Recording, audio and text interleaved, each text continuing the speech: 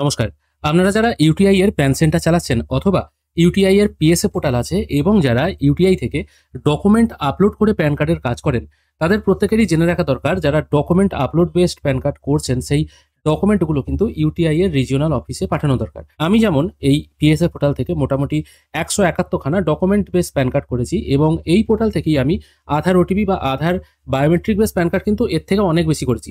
সেগুলোর ডকুমেন্ট কিন্তু আমাকে কোথাও পাঠাতে হবে না, কারণ ওই ডকুমেন্ট তো আমার কাছে থাকছে না।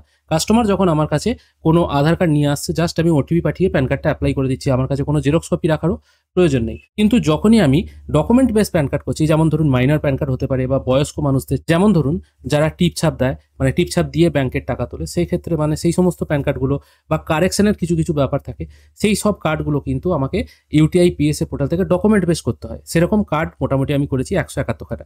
এবার এখানে দেখুন একটা কথা লেখা আছে ফিজিক্যাল অ্যাপ্লিকেশন পেন্ডিং। এগুলো পেন্ডিং মানে কি? অ্যাপ্লিকেশনগুলো কাজ হয়নি তা কিন্তু নয়। এই ১৭১ জনের কার্ডই কিন্তু বাড়িতে পৌঁছে গেছে, কিন্তু এই ডকুমেন্টগুলো আমাকে ইউটিআই এর অফিসে পাঠাতে হবে, সেই পাঠানোর কাজটা পেন্ডিং আছে। এবার আপনি এরকম নয় যে দুটো কাজ করলেন তারপর পাঠিয়ে দিলেন, এরকম ব্যাপার নয়। মোটামুটি ৫০, ৬০, ৭০, ১০০ এরকম যখন কোয়ান্টিটি জমে যাবে আপনার কাছে ডকুমেন্ট, তখন সেই সমস্ত ডকুমেন্টগুলো আপনাকে খামে ভরে ইউটিআই এর রিজিওনাল যে অফিস আছে সেখানে পাঠাতে হবে। এবার ইউটিআই এর রিজিওনাল অফিস কোনটা আছে সেটা একবার দেখে নেওয়া যাক, মানে কোন ক্ষেত্রে কাদেরকে কোথায় পাঠাতে হবে। দেখুন, এটা হচ্ছে জোনটাকে ৪ ভাগে ভাগ করা হয়েছে: ওয়েস্ট, নর্থ, ইস্ট আর সাউথ। আমার বেশিরভাগ দর্শক বন্ধু ইস্ট জোনের মধ্যেই পড়বেন। তাদের হচ্ছে জোন হচ্ছে কলকাতা, এবং ইস্ট জোনে কোন কোন রাজ্যগুলো আছে সেগুলো একবার দেখে নিন। যারা এই সমস্ত রাজ্যগুলো থেকে প্যান কার্ডের কাজ করেন এবং ফিজিক্যাল মোডে প্যান কার্ডের কাজ করেন, তাদেরকে এই অ্যাড্রেসটাই কিন্তু ফিজিক্যাল ডকুমেন্টগুলো পাঠাতে হবে। যারা ওয়েস্ট জোন থেকে দেখছেন, মানে গুজরাট, মহারাষ্ট্র এই সমস্ত স্টেটগুলো থেকে দেখছেন, তাদের ডকুমেন্টগুলো পাঠাতে হবে এই অ্যাড্রেসে, এখানে যে অ্যাড্রেসটা দেওয়া আছে এই অ্যাড্রেসে পাঠাতে হবে। নর্থ জোন, তাদের রাজ্য হচ্ছে এগুলো এবং তাদের ক্ষেত্রে এই অ্যাড্রেস, এবং সাউথ জোনের অ্যাড্রেস হচ্ছে এটা। সাউথ জোনে কোন কোন স্টেট পড়ছে সেটাও একবার দেখে নেবেন। দরকার হলে স্ক্রিনটিকে পজ করে নিয়ে একটা স্ক্রিনশট নিয়ে রাখতে পারেন, তাহলে কিন্তু আপনাদের এই অ্যাড্রেসগুলো বুঝতে সুবিধা হবে। তাও আমি ডেসক্রিপশনে অ্যাড্রেসগুলো দিয়ে রাখবো।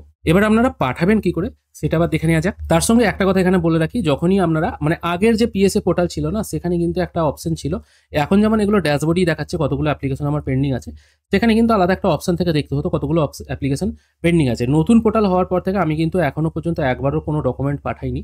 এবার পুরোনো পোর্টালে দেখা যেত কি, যখনই আপনি ডকুমেন্ট পাঠিয়ে দিতেন এবং তাদের কাছে সেগুলো রিসিভ হয়ে যেত, তখন যে সমস্ত ব্যাচ নাম্বারগুলো ওখানে শো হতো সেই ব্যাচ নাম্বারগুলো কিন্তু আর থাকতো না। মানে এটাই প্রুফ হতো এই ডকুমেন্টগুলো তাদের কাছে পৌঁছে গেছে।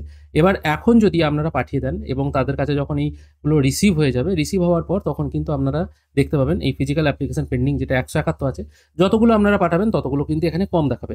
এবার এখানে একটা কথা বলতে পারেন আপনারা, আমি ডকুমেন্ট পাঠাবো কি করে? আপনি স্পিড পোস্ট, রেজিস্টার পোস্ট এবং কুরিয়ারের মাধ্যমে ডকুমেন্ট পাঠাতে পারেন। নর্মাল পোস্ট করতে যাবেন না, নাও হয়তো পৌঁছাতে পারে। স্পিড পোস্ট করলে একটু খরচটা বেশি হবে, রেজিস্টার পোস্ট করলে খরচটা আরেকটু কম হবে। আর কুরিয়ার সার্ভিস চার্জ কীরকম সেটা আমি বলতে পারবো না। আমি নর্মালি স্পিড পোস্টই করি, তাতে তাড়াতাড়ি পৌঁছেও যায়। খরচ মোটামুটি ঠিকঠাকই আসে আমার হিসাবে। ১০০টা প্যান কার্ডের ডকুমেন্ট পাঠালে মোটামুটি ৳১ করে হয়তো এক্সট্রা খরচ চলে আসে। মানে ১০০টা ডকুমেন্ট পাঠালে ১১৫-২০ টাকার মতো খরচ হয়। আমি যে পিনকোডে থাকি সেই পিনকোড অনুযায়ী, কলকাতার দূরত্ব অনুযায়ী। এই টাইপের একটা খাম নিতে হবে। দেখতেই পাচ্ছেন এই খামগুলো কিনতে পাওয়া যায়, যে কোনো দোকানে এই টাইপের খাম কিনতে পাওয়া যায়। এই খামের মধ্যে মোটামুটি ৫০টা ডকুমেন্ট আপনি রাখতে পারবেন। এবার ডকুমেন্টটা অ্যাকচুয়ালি কী হবে, এই যে প্রিফিল ফর্মটা দেখছেন, এই প্রিফিল ফর্ম ফটো পেস্ট করা, এটা হলো ফ্রন্ট সাইড, এটা হলো ব্যাক সাইড, আর এর সাথে আমি সাপোর্টিং ডকুমেন্ট হিসেবে আধার কার্ডের জেরক্স নিয়েছি। এই আধার কার্ডের জেরক্সটা আছে। এই ফর্মটা আপনারা নিলেন, এরকম করে একটা একটা করে সিট হবে, এরকম করে যতগুলো সিট হয় সেই সবকটা সিটই আপনাদের কাছে কালেক্ট করতে হবে। মানে এই খামের মধ্যে যতগুলো ধরে আর কি, মোটামুটি আমি দেখেছি এই খামের মধ্যে একসাথে ৫০টার মতো ধরে যায়। মোটামুটি সবগুলো ডকুমেন্ট আপনাকে এই খামের মধ্যে ভরে ফেলতে হবে। খামে ভরা হয়ে যাওয়ার পর এই খামটাকে ভালো করে আঠা দিয়ে বা সেলোটেপ দিয়ে বা ব্ল্যাক টেপ দিয়ে ভালো করে এঁটে দিতে হবে, কারণ কাগজের খাম তো। আপনি যদি পোস্ট করেন বা কুরিয়ার করেন, কোনো ক্ষেত্রে যদি জল পড়ে যায় সেক্ষেত্রে খামটা নষ্ট হয়ে যাওয়ার একটা ব্যাপার। সব থেকে ভালো হয় যদি ওপরে একটা প্লাস্টিক ভালো করে পেস্ট করে দেন।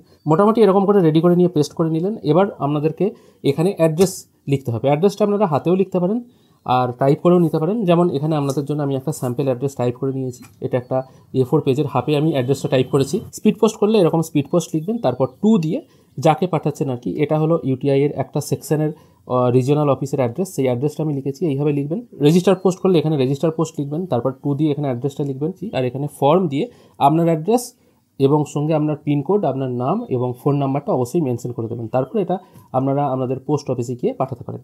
স্পিড পোস্টে একটু খরচটা বেশি হয়, তার থেকে একটু কম খরচ হয় রেজিস্টার পোস্টে।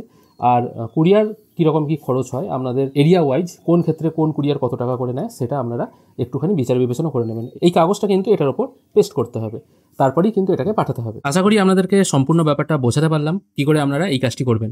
ভিডিও যদি ভালো লেগে থাকে অবশ্যই একটি লাইক করবেন। ভিডিও দেখার জন্য অসংখ্য ধন্যবাদ। ভালো থাকবেন।